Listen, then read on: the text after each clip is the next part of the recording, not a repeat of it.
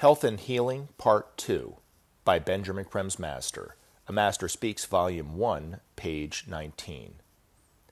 Every few years, a further advance is made in the understanding and control of disease, as we call that state of disequilibrium of mind and body which so troubles mankind. Each new advance pushes back a little the limits of man's knowledge of himself and opens the door to further illumination. As we stand on the threshold of a new era, humanity is poised as never before to receive new light. Quickened by the stimulus of the Christ and his masters, man is ready to discover the truths of his existence, which eventually will free him totally from disease. The first step in the eradication of any disease must be an understanding of its cause. Hitherto, the cause of most disease has eluded man's search, so ignorant has been of the nature of his constitution and the laws under which he functions.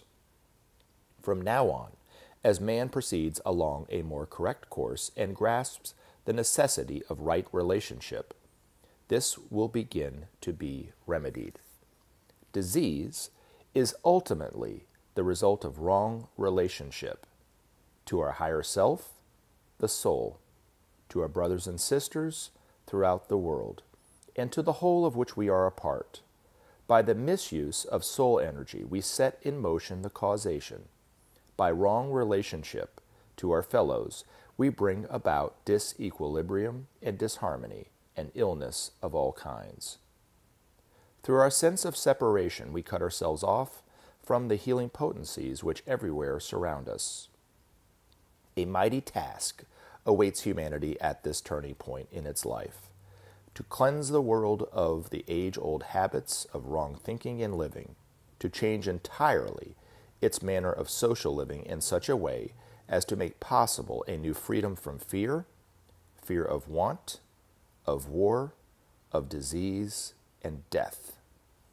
An enormous task indeed, but one worth all the effort involved, for it will lead to a new livingness, a new and sweeter relationship between men, and to a world governed by the principles of justice and brotherhood, sharing and love.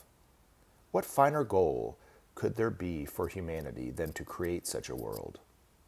No one can gainsay the benefits that such a transformation would bring, and we, the masters, will help you in your task, revealing to you the best paths and possibilities.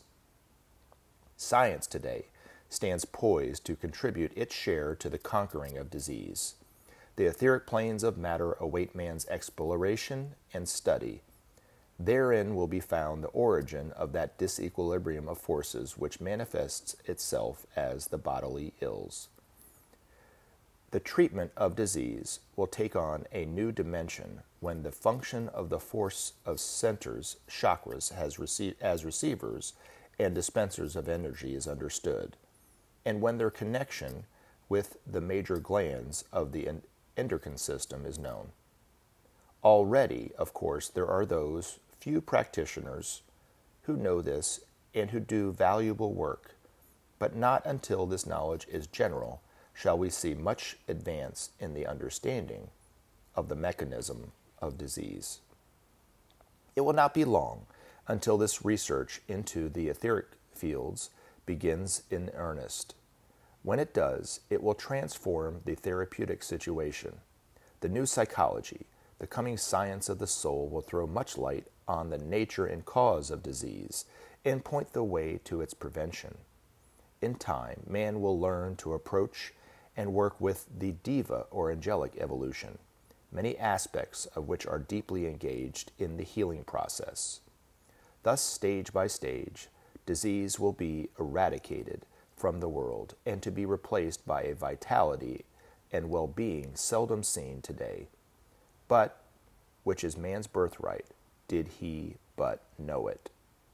The stage is being set for this transformation. The masters, on their return, will point the way, and under their wise guidance, all shall be made new.